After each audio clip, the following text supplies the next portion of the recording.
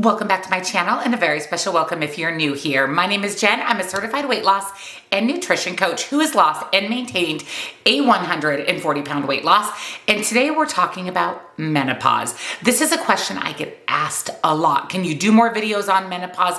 Tell me the different stages, kind of what to expect. So today we're going to deep dive into the different stages of menopause, what those mean and what you should be expecting. Now, I'm going to be turning 50 here in about a month. So I am definitely in perimenopause, working my way towards menopause. So this fits in perfectly to a lot of the stages in our lives. So if you're excited, give this video a big thumbs up. Subscribe if you're not, turn your bell on because I upload new videos every Tuesday and Thursday. Down in the description box, I will have nutrition coaching. Highly recommend personalized macros and calories. I can set you up for success in whatever stage of menopause or perimenopause, postmenopause that you are in, as well as one-on-one coaching for questions, accountability, or to talk with me directly. Links, discounts to my favorite things are also down below for you. So let's jump into menopause, what to expect in all of the stages.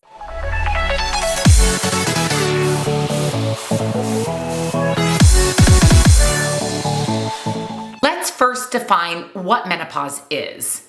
Most people with female anatomy begin perimenopause between the ages of 45 and 55. After going 1 year without a period, you have reached menopause, and then from there enter postmenopause, which lasts the rest of your life. Basically, our female reproduction comes to an end when we go into menopause. What we need to really take away from that, though, is that you cannot have a period for 1 full year to be considered in menopause. So let's say that you go without a period for 10 months and then you get a cycle, you're no longer in menopause. So it does have to be that 1 year span. This span of our life is in perimenopause. We're pretty much in perimenopause from when we start our cycle up through when we go into menopause. But that main 10 years, 45 to 55, is our big perimenopause time frame. It can last as little as a few months to up to 8 years. The average is about 6 years, and that average can vary with things like genetics, race, ethnicity, culture, lifestyle, and your environment. And then from perimenopause, we go into what is called menopause. And that means we've stopped our cycle for 12 consecutive months. That means we've transitioned from perimenopause to full menopause. The average age for menopause in the US is 52. So 52 is when most people go into that full menopause. So you're probably wondering, how the heck do I know even what stage of menopause that I'm at? When we're in perimenopause, you may see some changes in your cycle. Your cycle may lighten up a little bit, and you may even see spotting between cycles, and your periods can become really irregular. You can be on time 1 month, really late the next month, really early the next month. Those are all signs of perimenopause. And there's different symptoms that we can experience. Some are very mild and some are more severe.